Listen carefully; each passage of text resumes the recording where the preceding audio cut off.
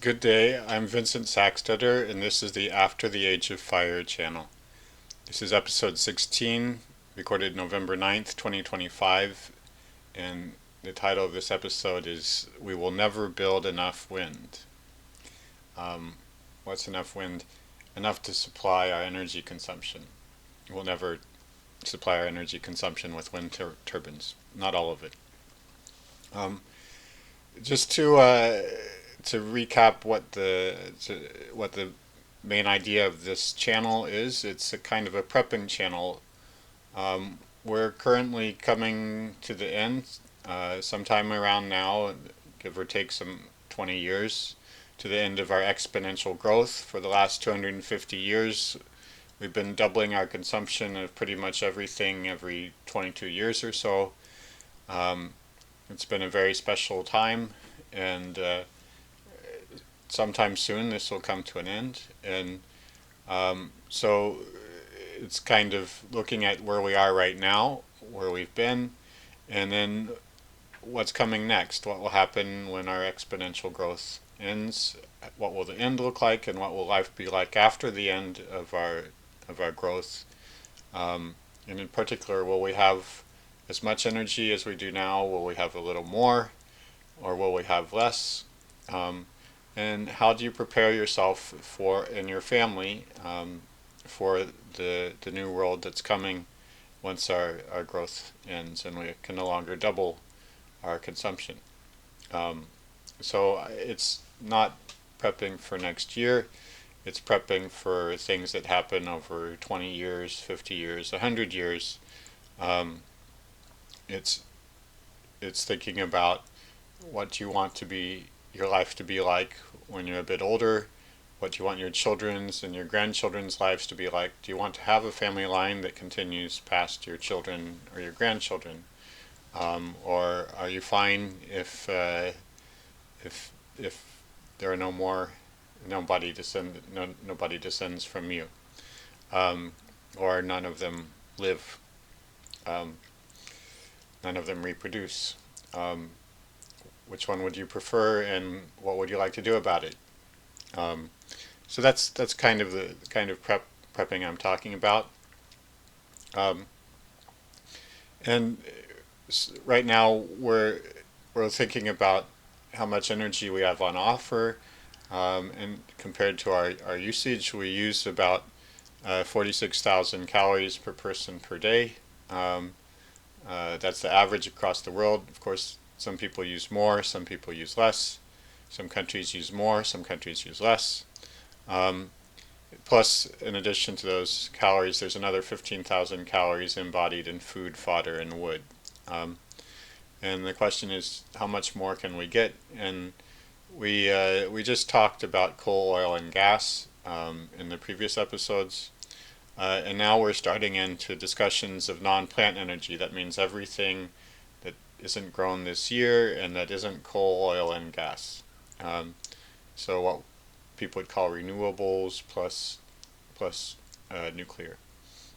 Um, Things that never involved any plant harvesting anything from the sun. Um, so we'll have three discussions of non-plant energy. This is the first, and in this first discussion, we'll talk about the price of non-plant energy uh, and principally the main three that we need to think about are wind, solar, and nuclear. Those are the only three that could possibly scale up to meet our current energy consumption. Um, so in all three of the discussions, this first one that focuses on the price of these ways of providing energy, and then there will be two more. All three will in the end argue that we'll never get more than maybe 15,000 or 20,000 calories from these sources all put together. Um, we'll never get more than a fraction of our energy consumption, maybe a third of our energy consumption, maybe a half, um, from wind, solar, and nuclear, and the other ones. Um, So in other words, these can provide for all our electricity consumption today, but they won't provide for all the energy that we use. Um, we Around a third of our energy consumption today goes to producing electricity, um, and maybe wind, solar, and nuclear could do that, but they couldn't do the rest, all the other stuff that we don't use, uh, like keeping our houses warm, or running our factories. Um, so there will be three discussions, and this one actually I'll be proceeding in order of strength.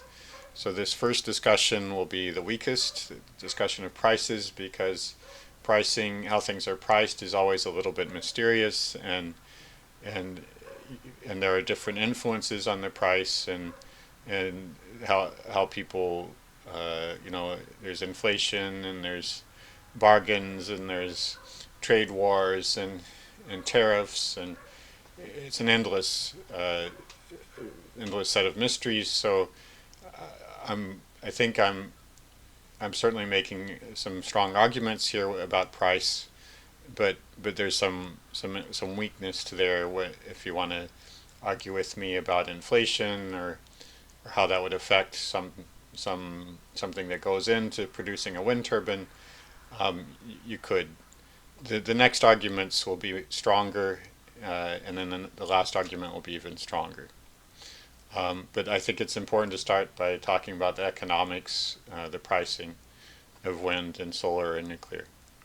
Um, and the main point here is to say is I'm going to calculate the price of making enough wind turbines to supply all of our energy consumption, and then argue that we'll never pay that price.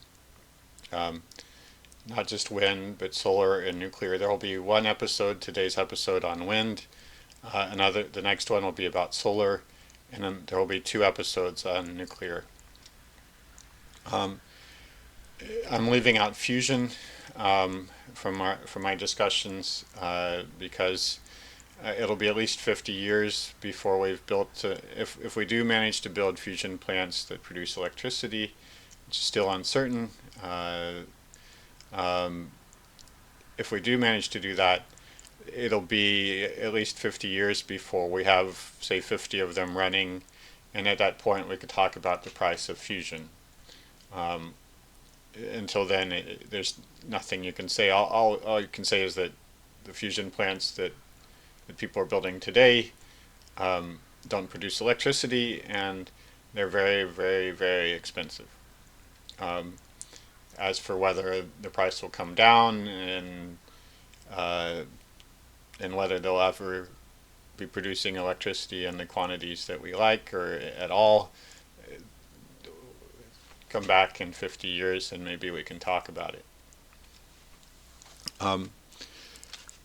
So other than that, there's some theoretical possibility that fusion could scale up to meet our needs, and at what price we don't know. What we do have information about is nuclear and wind and solar, so that's what I'm going to discuss in these episodes. And just before we get started, I want to say that I'm not against wind. I think a wind turbine here and there may be very useful. I'm just saying we'll never build enough of them to take care of all of our energy needs. So to be specific, what am I talking about? Well, I'm thinking of the average wind turbine built in the United States in 2020 was its hub height. That's the height of the hub of the rotor, was 90 meters above ground. That's an average one, and its rotor diameter, that means from tip to tip of its blades, was 125 meters. So that's if it's so if you take the blades and the hub height together, the whole thing is around 150 meters high and generates around 3 megawatts. You don't need to know what 3 megawatts is, because I'll tell you immediately. It's if the wind were blowing continuously at full strength all day long, then that windmill, the 150-meter windmill, would generate around 60 million calories per day in electricity. I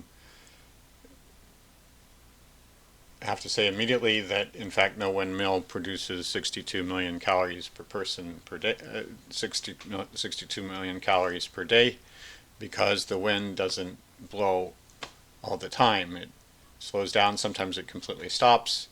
And in the United States, which actually has very good winds, the average of the wind turbines installed in the United States is 20 million calories per day.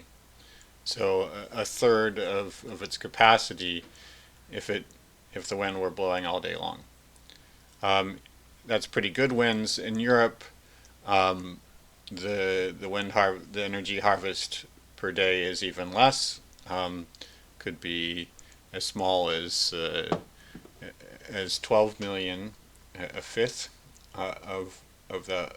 You build the same windmill in the United States as in Europe, and the one in the United States might generate 20 million on average, and the one in Europe might generate 12 million on average. It differs from country to country, province to province, and so on. And then there are other places where winds are really slow and there aren't that many of them, not that much wind. In general, there are places closer to the equator. There's a large swath of land, and I'll get into this in more detail later. Roughly half of the world's population lives in land with much weaker winds, where you won't even get 12 million calories from your windmill. So I'll come back to the question.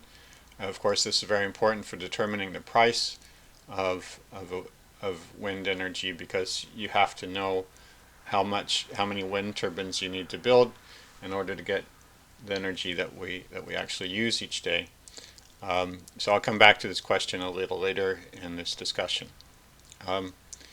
So what is the price that I'm talking about? I'm including the cost of land, of the access roads, the power lines, the wind turbines themselves, and I'll also be talking about the price of energy storage, but I'm not talking about maintenance and disposal. Okay, the price of, sometimes you actually have to replace large bits of the windmill from time to time. Certainly it needs to be maintained, and then it will need to be disposed after around 30 years. They last around 30 years. And also the price I'm talking about is in large wind farms. The price of a wind turbine in a large wind farm, as part of a large wind farm with hundreds of them, is a lot cheaper than if you build them one-off or in smaller wind farms. And lastly, I'm not talking about what's called the levelized cost of energy. Almost always nowadays in the press, when you read an article or hear something about the price of, say, wind or solar or nuclear or coal or gas, what's quoted is something called the LCOE, the levelized cost of energy. What this is you make some effort to prophesy the total amount that you're going to spend over the lifetime of your wind turbine, and also how much electricity that wind turbine will generate over its lifetime, its 30 years. And then you also try to make some guess at how much you'll be able to charge for the electricity that wind turbine produces. So there's a lot of prophesying, a lot of guessing about, or of estimating, of predicting things even 30 years into the future, about costs, about production, and about how much you can sell energy for. And then based on all this guessing, you compare how much electricity you've produced compared to and how much you can charge for it, and compared to the price, and so you come up with a price for the electricity, and you see whether the price of your electricity generated by your wind turbine is a good price. This is the predicted average price over the next 30 years, as compared to some other way of producing electricity. It involves an awful lot of seeing into the future and therefore of uncertainty, and so I'm not going to go there. I don't think that the press about prices of energy is really trustworthy because it involves a lot of guessing about the next 30 years, and I just don't want to do that. I think you can get a lot better, more reliable results just by looking at the upfront cost of building your wind turbine today. So I'll stick with that. It's already very instructive. Whatever the true price is after you include maintenance and disposal and all the events after that, it's certainly, that's an additional price besides the construction. So that's what I'm talking about. That's the windmills I'm talking about. That's the price I'm talking about. So how would we produce 46,000 calories per person per day? Simply, we would build 26 million wind turbines around the world. Each of them would generate, I'll tell you why later, not 20 million, but 40 million, 14 million calories per day on average. Each of them would cost $3.6 million. This is 2023 dollars. 26 million wind turbines means 60 times more wind energy production than we're producing now. Right now, in 2023, we produce 750 calories of energy from wind per person per day. Multiply that by 60, you get 46,000. And so that would be about $12,000 dollars per person that each person would need to spend. And then we would also want some energy storage. So if we wanted to produce, if we wanted to store enough energy to last us 12 hours,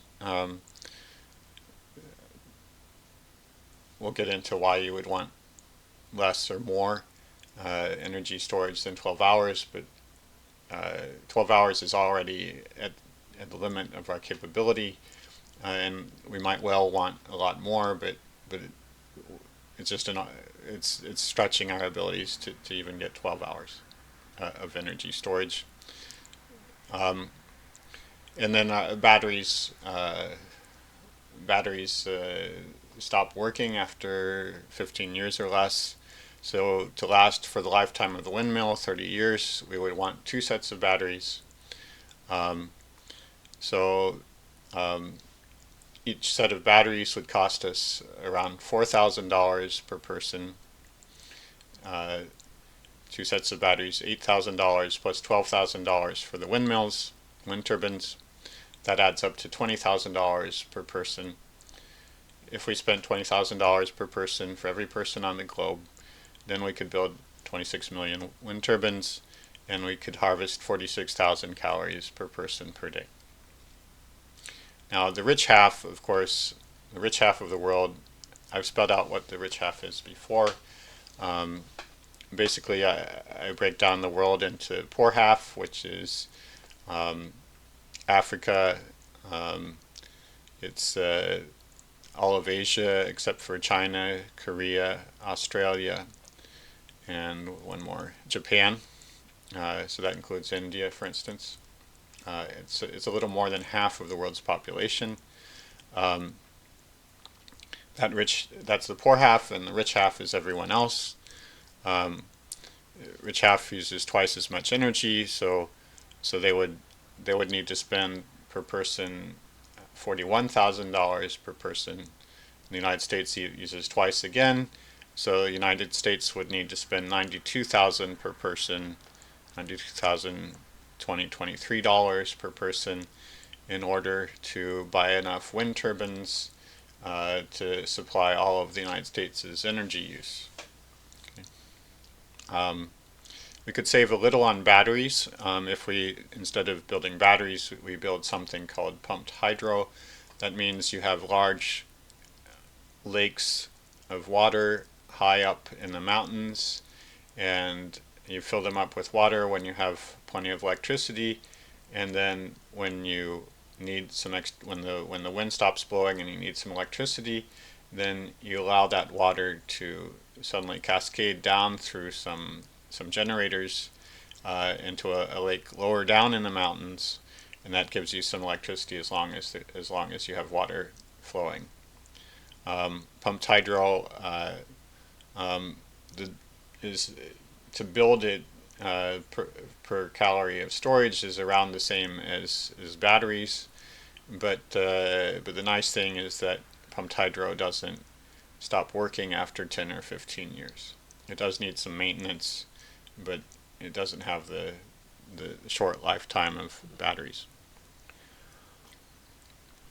If a family size is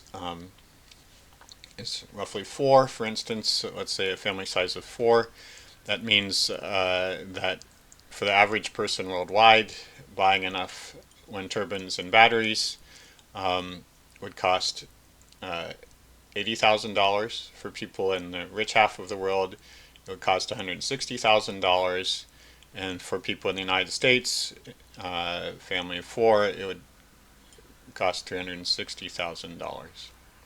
So these prices should ring a bell for you. The price of building enough wind turbines and batteries or pumped hydro is roughly the same as buying a house. A pretty good house too.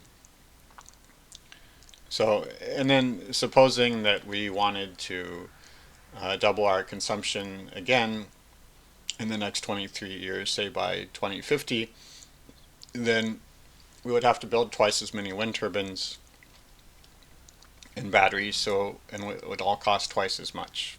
So you can't wait of course in 22 years we would be twice as rich, so we could spend twice as much, okay, but overall you're getting richer, but you also have twice as much to spend, so it's still a big chunk of your budget.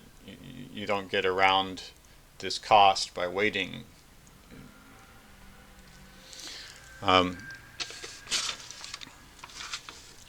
So are we going to pay $80,000 a family average worldwide, or $360,000 a family in the United States for wind energy? No. No way. I mean, the basic thing is, would you rather have a home or would you rather have wind energy? I'll come to that in a minute, but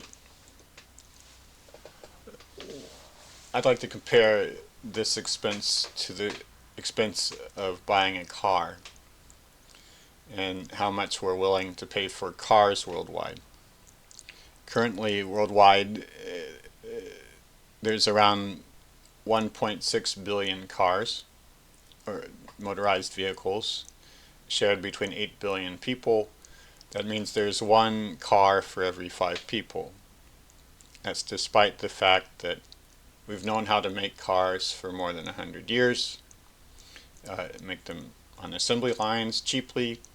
They're old technology, 150-year-old technology, and there's a great need and desire for cars. They're a status object. Everybody wants one. But still, there's only one car for every 5 people. So if a car costs $20,000, which a compact car nowadays does, that means we're willing to spend $4,000 per person on cars, despite the fact that we need them and we want them. So I'm guessing if that's what we're willing to spend on cars, then probably the amount we're willing to spend on wind turbines isn't much different. I don't think we're going to spend $20,000 per person worldwide on wind turbines.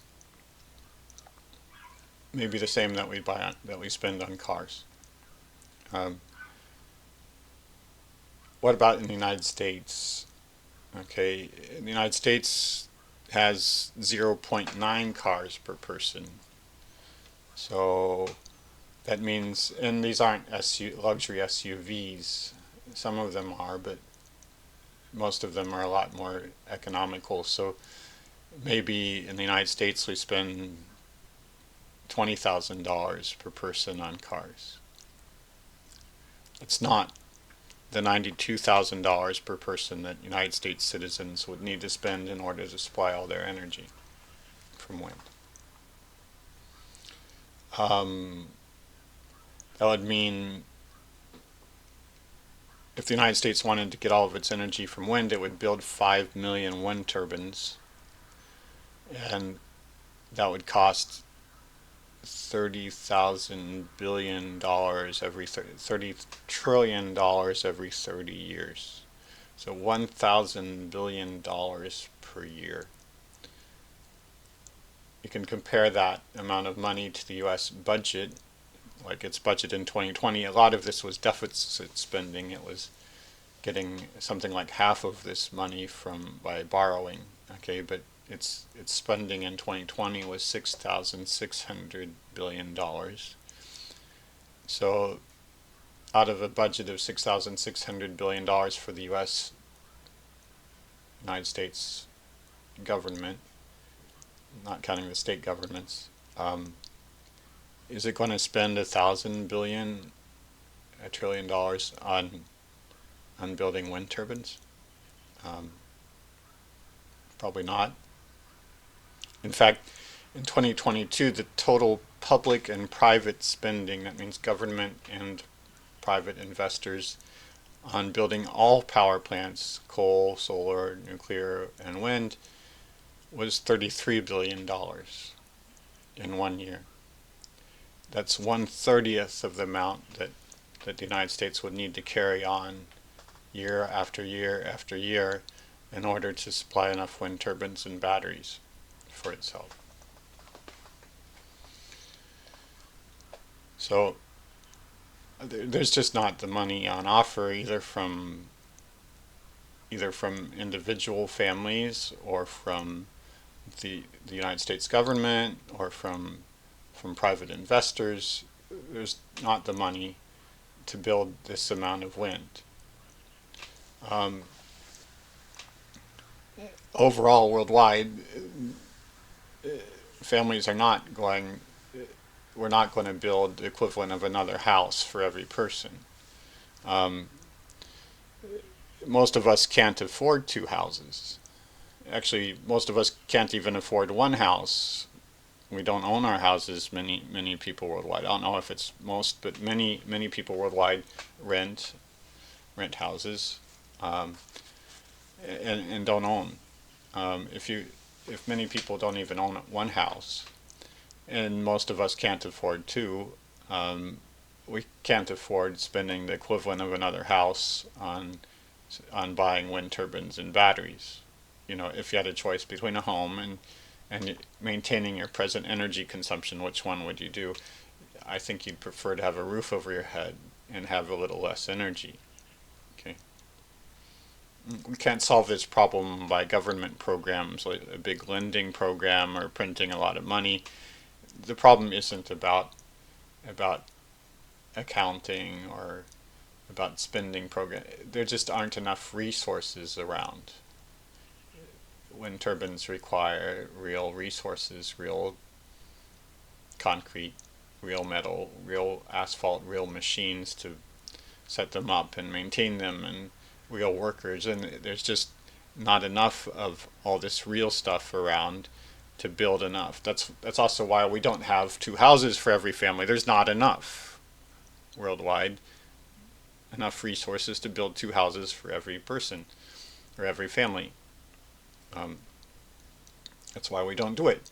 That's why we don't have a car for every person. We have a car for every 5 people because there just isn't enough. It's not that some crazy mix-up and just somehow somebody forgot to arrange things properly so that everyone could have a car.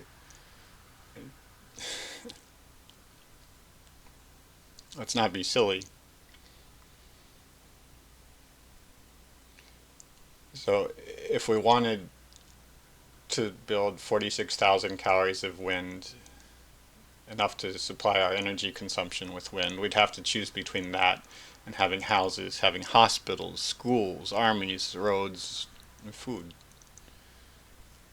Basics. Which one do you want? Well, what do I think we might actually be willing to build? If we built, now this is a scenario where we build only wind, we forget about solar and nuclear and the rest.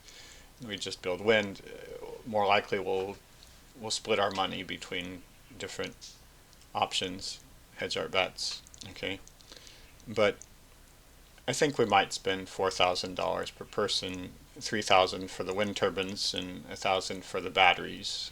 Okay, that would mean multiplying our number of wind turbines by 20 or so, and our batteries by around 10. We'd build 6.5 million batteries worldwide, not the 26 million. We'd get 16,000 calories from that, 16,000 calories per person per day, and we'd spend and we'd get twice as much in the rich half of the country and 4 times more in the United States. So the United States would be closer to $70,000, 70,000 calories, and $18,000 per person. Um, that's what I think. I think if we're willing to spend that amount on cars, maybe we'll spend the same amount on energy if we need to. Right now we don't need to because we have coal, oil, and gas, and plenty of it. So, but when they become more rare, more difficult to obtain, then we'll need to think more about wind, and then we might discover that we're willing to spend this amount of money. Till then, we probably won't spend even this amount of money. So that's the bottom line. I guess we could just finish the video here and say maybe we'll spend enough to get 16,000 calories per person per day plus 12 hours of battery storage. That would be $4,000 worldwide average. But I'm going to go on and I'll talk about where I got these numbers. First of all, where did I get the price of the wind turbine? $3.6 million. And then I'll talk about where did I get the 14 million calories energy production from a wind turbine. And then lastly, I'll talk about some additional problems that we'll run into if we try to do this, problems that make this option a lot less attractive than it might seem so far. So why $3.6 million per wind turbine? Well, these are rather big machines, structures. They're 150 meters tall. They're huge. They're big, low-tech machines. Okay, and I want to emphasize that they're pretty low-tech. It means we already know how to make them. We've known how to make similar machines, cars and factories, electrical power plants and ships and large buildings, highways, apartment buildings. We've known how to make these things for 100 years. We have it down to a science. And there's not much room for improving our ability to make these things cheaply. Okay. In fact, they need a wind turbine needs standard ingredients, steel and concrete and machine parts, things that we've been doing at scale for more than 100 years, 200 years. We know how to do it, and we've had plenty of time to think about how to do it specifically for wind turbines. It's not going to get much better. So prices will, the price of a wind turbine compared to the price of, say, a ship or of an apartment building if you look at the ratio, suppose you can build one wind turbine at the same price or say 10 wind turbines at the price of a container ship, okay, then I expect that since they're both made out of similar things, that 50 years from now, 100 years from now, no matter what happens with inflation, with the supplies of different commodities and so on, it will still have roughly the same ratio. The ship will still cost the same as 10 wind turbines. Same thing with apartment buildings, same thing with highways, same thing with hospitals. That the prices will go up or down together. And specifically, if the cost of energy goes up, energy is very important for making basic things like steel and concrete. You can't do that, make these things without energy. The price of all these things will go up if the price of energy goes up. If coal, oil, and gas become more difficult to obtain, then we should expect all these things to get more pricey altogether in unison. There are a couple flies in the ointment here. You might protest that modern wind turbines do have some modern things in them. One of them is the fact that their blades are made out of what's called composites.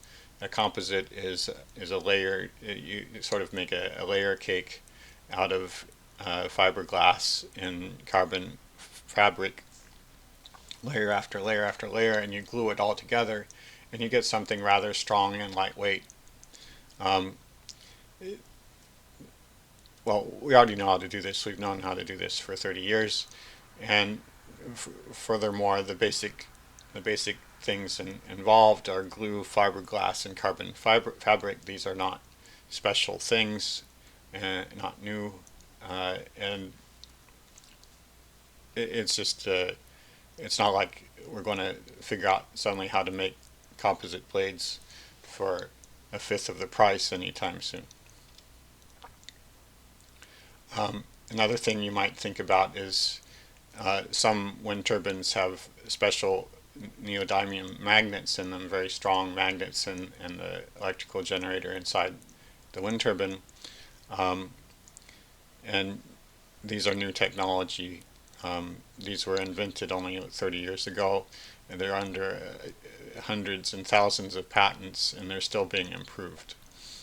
And there's always a hope that sometime soon somebody will find an even better magnet. So I want to point out, first of all, these magnets are a very small fraction of the total weight of the wind turbine. Most of the weight of the wind turbine is in steel and in concrete, things like that, things that we know how to make. And then I also want to point out that there are other ways to make a wind turbine that don't involve these special magnets. One option, there's two design options, well, three design options. One is something called a gearbox, where you avoid having these special magnets by having something like what the automobile the transmissions that are in your automobile. You put one of those in your wind turbine, and that way you get to avoid using all the expensive magnets. Or another option is even if you don't have that special gearbox in your wind turbine, there's another way of designing the wind turbine. I'll just quote the acronyms. There's PMSG versus EESG, and people know how to do without the gearbox and do without neodymium magnets. And people do make wind turbines that way. You have other options. In any case, it's a small fraction of the turbine's weight. And I don't think, even if you improve the price of the magnets, you aren't going to get that big of a price improvement on the turbine itself. Another thing to point out is the history of the price of wind turbines over the last 20 years. Between 2002 and 2008, the price of a wind turbine doubled from over 6 years. And then over the next 9 years, by 2017, it had returned back to its 2002 prices. So that's a 15-year trajectory of doubling and then coming back down. And then since from 2017 to 2023, the next 6 years, the price of wind turbines stayed roughly steady. So overall, that's evidence that over 20 years, the price hasn't really changed in the end, and it's also evidence that the price could again increase. Okay. Now this is the 20 years of evidence that we have. Now take that against any number of scientists and other people who make predictions of price decreases. You can find as many as you like, and there's really just no evidence in the last 20 years that the price will decrease, and there's plenty of evidence that it could increase again. So I don't see any reason to pay attention to these predictions. It's just people's opinions, even if they're experts. So finally, after all this is why I'm not making any bets, and I don't think it's wise to make any bets that the price of wind turbines will come down, or that inflation or any other market force will change the price substantially. It'll remain roughly in the same ratio as it is now to all the other large low-tech machines and structures that we build. Today in 2023, the price of wind turbines built in large wind farms was $3.6 million per wind turbine in the United Kingdom, in India, in Spain, and Brazil.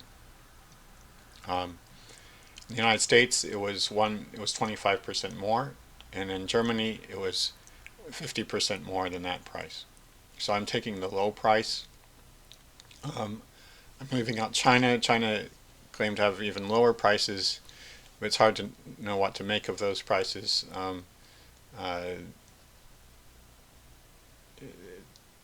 It's hard for anyone to know what to make of those prices. Now this price of 3.6 million, I mean, I'm assuming that even though it's not at that price, it's more expensive in the United States and Germany and some other countries, that sooner or later the price will come down to match that. And also this was a price for wind turbines built on flat land near power lines, not offshore, not in hostile locations like deserts or tundra. In other words, nice places. If you want to build close to power lines, because it's expensive to build more power lines. So so it's sort of a best case scenario for the price. Once we start feeling like we want to put wind turbines in mountain ranges or in places where we don't have power lines or things like that, the price has to go up. But I'm not paying any attention to that. I'm just saying what's the low price today. It's $3.6 million per turbine, and that's what I'm taking. Now, why do I put the harvest at 14 million calories per turbine per day instead of the current harvest in the United States, which is 20 million? Well, the basic thing, to sum it up, is that there's not that much energy in the world's wind compared to 46,000 calories, and we'll be, if we are trying to get 46,000 calories per person per day from the world's wind, that's a good fraction. That's something like a twelfth of the energy in the winds, and it'll slow the winds down.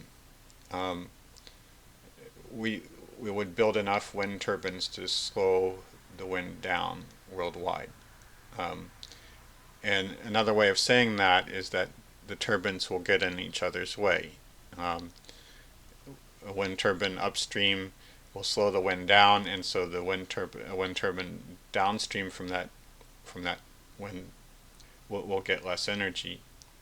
So that's why I'm saying worldwide we'll get 14 million calories, not 20 million calories, because we'll have slowed the wind down, and so we won't be getting, each individual turbine will be getting less.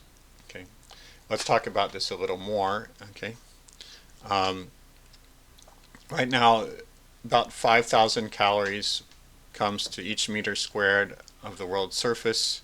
That's including the calories that are absorbed by the surface and the calories that are absorbed by the air. Another 2,000 calories gets reflected away. So 3,300 calories are absorbed by the Earth itself. 1,700 calories get absorbed by the atmosphere, heating it up or doing things to the water vapor or whatever. Okay. Of that 1,700 calories absorbed by the atmosphere, only 35 calories per square meter turns into wind energy. 35 calories per meter squared. I mean, if you have a really good farmland, as I discussed in, as I'll discuss in a later episode, it could possibly harvest that amount of energy from the sunlight all by itself. But anyway, just to give you, it's a lot less than the amount of sunlight coming in. It's less than 100th. But still, 35 calories per square meter, and each of us, if you divided the world's land evenly between all of the 8 billion people here, actually I'm using 7.8 billion, which was the number just a few years ago. We each have 16,700 square meters. Multiply that by 35. That means we have 600,000 calories per person of wind energy. That's, you take the world's wind energy, you divide it by the number of people on this planet, 600,000 calories per person per day. And that's 12 times our consumption. Now, in the following, I'll be talking about land. You may wonder about what if we harvest wind energy from the ocean. Okay, the problem there is that we don't know how to build wind turbines economically in when the ocean is deeper than 30 meters, and beyond 60 meters just seems within our current know-how just impossible. We may get to 60 meters, 40, 50 meters depth sometime in the next decade, but not beyond 60. It's just, the ocean is a hard place to build things and maintain them. So how much of the ocean is 60 meters or less depth? You know, the average ocean depth is something like 3,000 meters.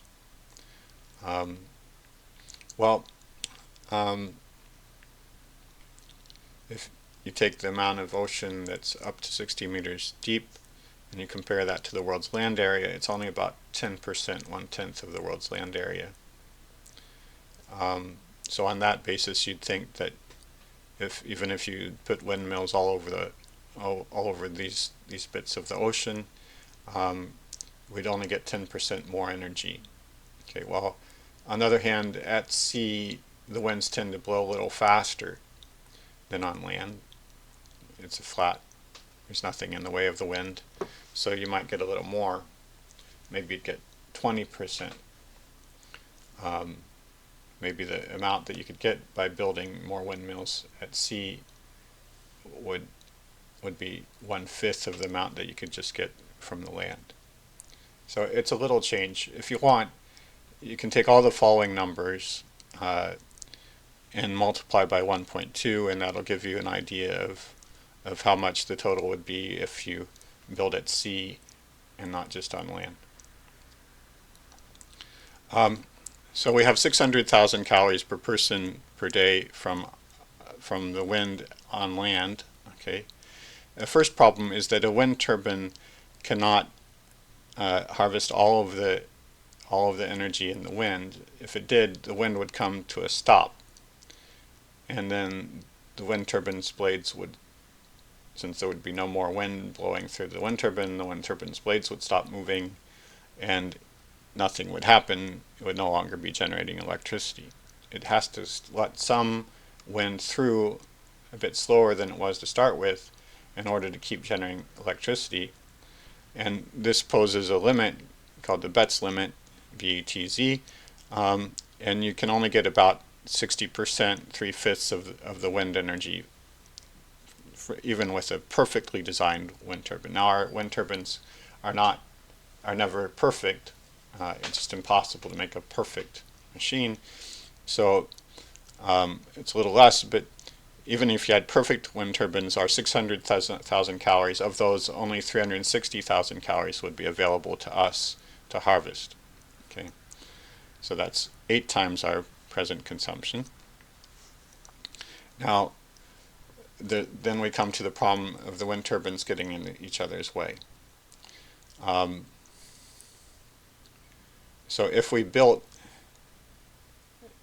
wind turbines all over the world, spaced 350 meters from each other, then we could get our maximum harvest. So all over the world's land, 350 meters from each other, then we would get our maximum possible harvest from the wind. It would be 130,000 calories per person per day. Each turbine in that case with them would get 1/20th, it would get 1 million calories per turbine per day. And that would cost us $500,000 per person. So we'll never do it, of course. But that's the maximum harvest, 130,000 calories of wind energy.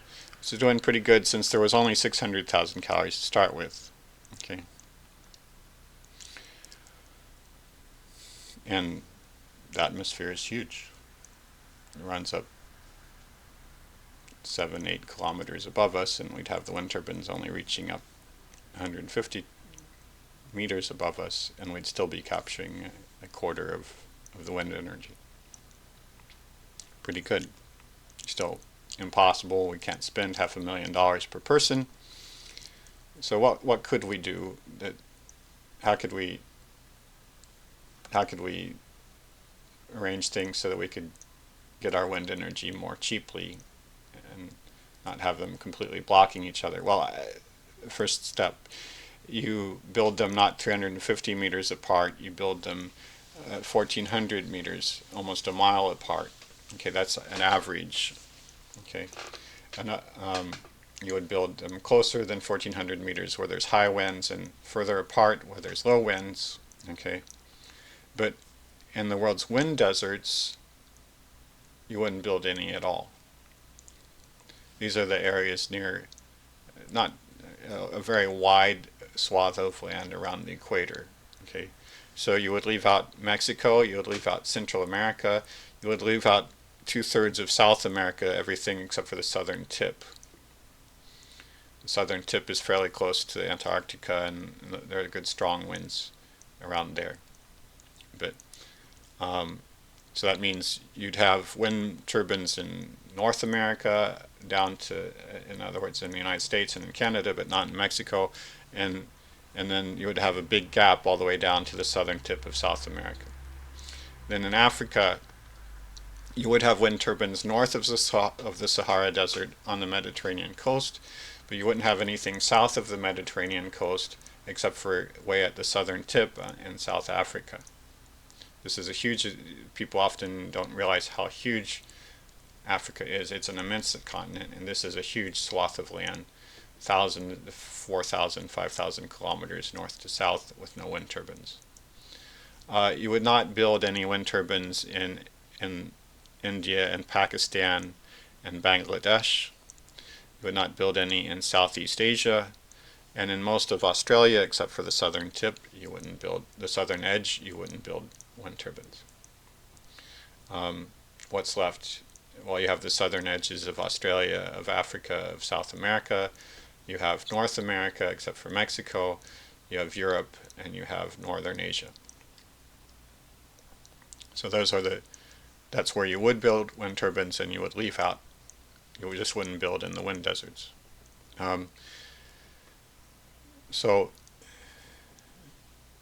because you can't break even on it, you can't get a good price on your wind if you build there. So you build only where there's good winds, up near the north and south poles, basically.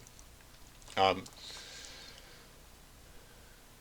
so you build in areas of good winds. You don't build where you don't have wind, and you build on average in the areas with good winds 1,400 meters apart, and then you can get and then if you include the seas up to depths of 60 meters, then you can get 77,000 calories per person per day, and at 14 million calories per wind turbine per day. So that's why I'm using 14 million calories. Of course, since we only want 46,000, supposedly, maybe we would get a little better efficiency and maybe a little better price, but not much better. Lastly, it's time to talk about some problems with wind. Um, First is the wind deserts. Since we're not building in these huge swaths of land, and we want to supply these areas with wind, with electricity, with energy, we have to transport energy extremely long distances, thousands and thousands of kilometers, huge quantities of energy too, far beyond anything that we've ever done today. Just immense and extremely expensive just to transport all that energy. And it's risky too, of course, to build a large infrastructure project that runs thousands of kilometers. We saw that recently with a natural gas pipeline that went between Russia and Germany. It didn't take much to blow it up. And same thing with transmission lines. You want to be pretty sure of whether those if you go to the effort of building huge transmission lines from across a continent, you want to have some security that they're still going to be there a year from now.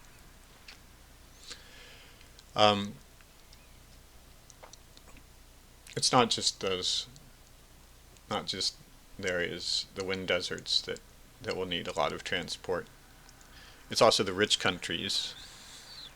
The rich countries use so much energy that they can't possibly generate enough electricity from wind. If you covered Germany or England with wind turbines, you would still get only 1/3 of their energy consumption. So that they'll have to get, even if they cover themselves completely, a forest of them, they'll have to get 2/3 of their energy from somewhere else. South Korea is even more energy dense. Even if you cover it in South Korea, it's mostly mountains. So even if you covered all of its mountains and everything in wind turbines, you would only get 1/12 of South Korea's energy consumption. The United States uses a large amount of energy too, and it couldn't quite supply all of its energy consumption from its own land. It would have to import from Canada. It's not only Germany and England that couldn't supply all of their energy, it's all of Europe, and Europe would need to import from somewhere. That somewhere would probably be Russia. You have to go north, not south. The further south you go, the worse winds you have.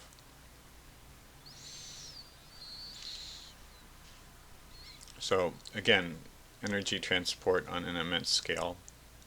And does Europe really want to get all of half of its energy from Russia?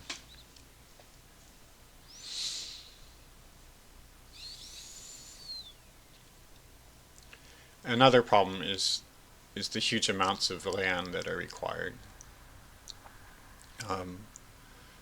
we're talking about using all of the world's land except for the wind deserts.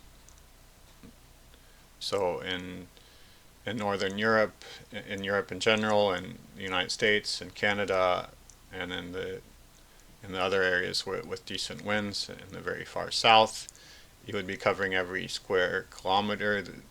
There would there would be wind turbines, there would be access roads, there would be power lines. The wind turbines would overshadow everything. There would be giant machinery coming and going. There would be huge trucks carrying the blades and uh, these are crazy long trucks. They would be coming in on access roads through the forests or the farmland or wherever it is, and periodically and doing maintenance, trains, and then even when the trucks aren't there, there would be the swishing noises from the wind turbines. You'll see a lot of things from wind turbine companies and electrical companies trying to give you an idea of the sound of a wind turbine and saying you won't hear it really. Well, maybe you will, maybe you won't. I bet you'll hear something. You'll certainly see it. One every 1.4 kilometers, so that means you'll generally have several within a kilometer of you. And when you look out to sea, you'll see them all in front of you. So do we really want to turn the entire world or half the world into a factory floor? And who's going to be willing to live with that? How many people will be willing to live with that? And the people who don't want to live with that, what are they going to do about it? No, I don't think we're going to do it.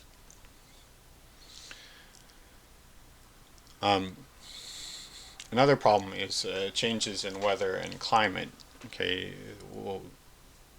we harvest 46,000 calories per person per day. That's 1/12 of the total wind energy up there, and the average wind speed will get somewhere around 10% slower.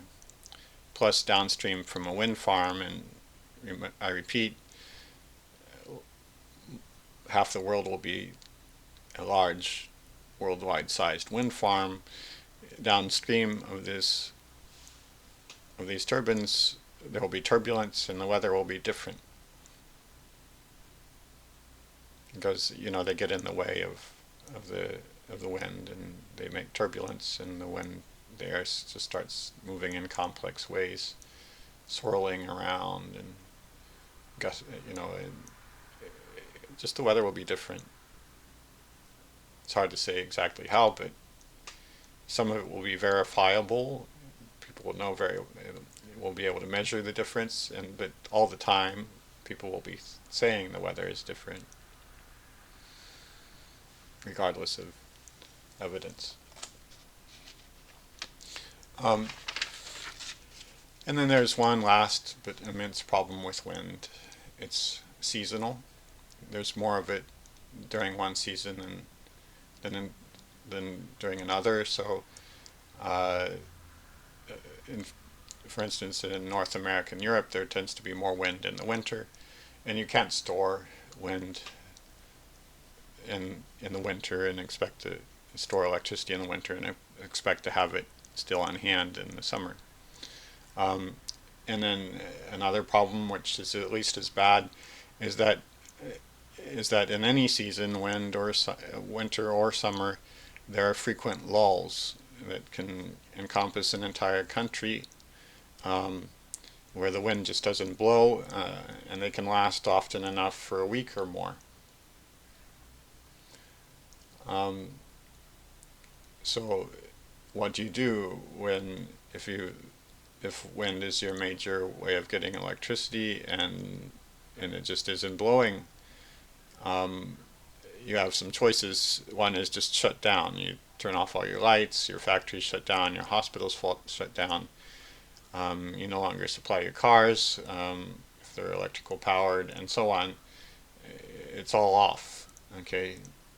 Or a second option is you could use wind basically as a supplement to coal, gas, oil, and nuclear, those guys don't shut down, don't have lulls, right? You can just keep going, and then when the wind is blowing, you turn off your coal plant and your nuclear plant, and when it isn't blowing, then you turn them back on.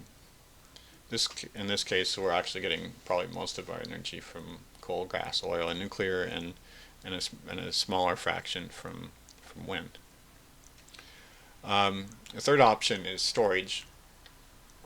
Either store our electricity in batteries or in pumped hydro. And right now, the world, there's really no reasonable chance that we could store more than 12 hours worth of our energy consumption, 23,000 calories per person per day.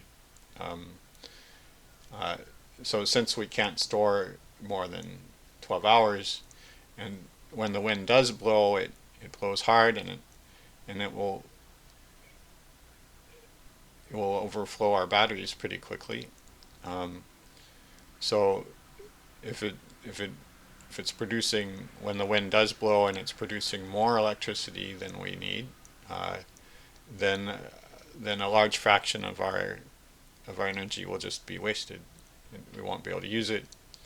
Um, uh, our our batteries will be full, and there will be nothing to do with it. So that means that all through this, I've been talking about the cost of building 46,000 calories of wind turbines, but that doesn't mean we're actually going to get 46,000 calories of wind from those 46,000 calories of wind turbines, because there will be lots of overflow, lots of days and weeks and months where we have too much and we don't know what to do with it.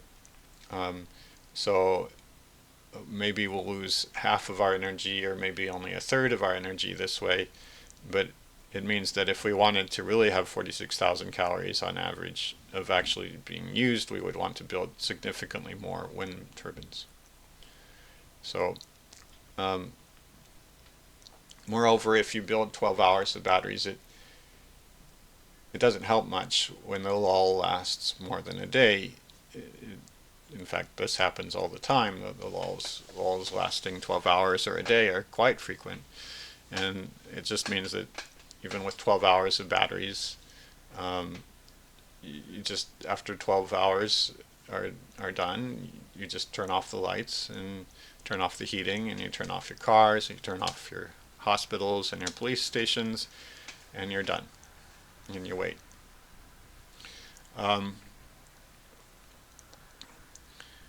So just to nail down the fact that we're not going to build 12 hours worth of batteries, 23,000 calories per person per day, let's talk about what we have right now. Okay, right now we have we have 80 pumped hydro installations around the world.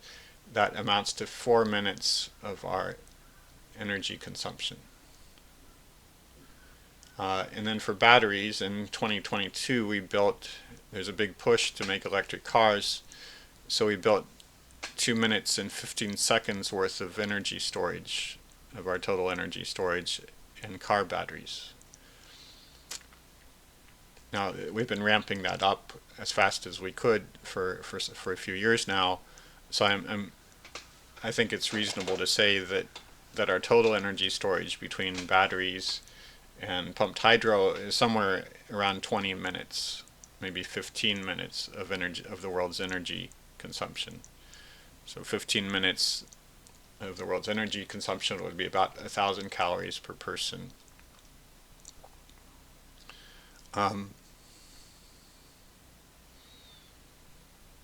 Yeah.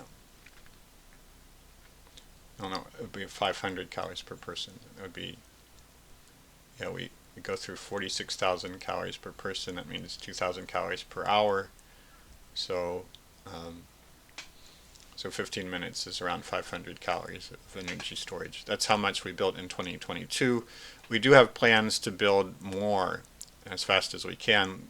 There have been plans announced to build in 2030. We'd have built all the factories and stuff, and we'd have the factory capacity to build 21 minutes of energy storage in 2030. If battery prices are similar to what they are now, that would be $900 billion spent each year on batteries.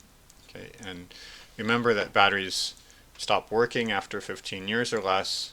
So if we build 21 minutes of batteries starting in 2030, and we do that for 15 years, that would mean 5 hours of our present energy consumption. So by 2045, we would have enough batteries to store 5 hours of energy consumption. This would really stretch our capabilities, in particular, even mining all the required materials like cobalt, for instance. It would be very hard to do, and it's not sure that we'll be willing to spend $900 billion worldwide on batteries. So if we wanted to have 12 hours of energy storage per person worldwide, that's 23,000 calories. That would mean that we need to build 48 minutes of energy storage per year. Okay, 21 minutes is already a big stretch. 48 minutes seems like even more of a stretch, and I just don't think we're going to go anywhere past that. So that's why throughout this I've said 12 hours. It's already a huge stretch for the human race, and I don't see that we're going to do more. Of course, we would like to do more. We'd like to have a week of energy storage so that we could see ourselves through a lull in the winds that lasts a week. Now, there are lulls that last longer than that, but most of them would be a week or less, and it would take care of most of our problems. But we just aren't going to get there. So I've summed up. To sum up, I've told you what the price of wind is, and how much it would cost to supply 46,000 calories per person per day, and then told you immediately we're not going to spend that amount. It's roughly the same as buying a second house for every family. We're not going to do it. Maybe we'll buy enough to supply 16,000 calories per person per day. That would cost $4,000 per person worldwide, including some batteries, only 12 hours of batteries. And I told you where I got $3.6 million per wind turbine, and where I got the 14 million calories per day per wind turbine. And then I told you about some problems with this solution, and the problems seem at least as bad as the price. There's something wrong with an energy source that only gives you electricity sometimes in some seasons, and that dwarfs everything in sight, and turns the whole world into a factory floor. So I'm not against wind energy. I just don't think we're going to consent to building enough to cover the world in wind turbines and to supply ourselves with the 46,000 calories that we use each day. So with that, I thank you for your attention, and keep coming back. Next time we'll be talking about solar. It'll be a similar verdict, and then nuclear. Nuclear is actually more complicated to discuss and to understand, and so it'll be 2 episodes. Okay. Thank you for your attention, and keep coming back.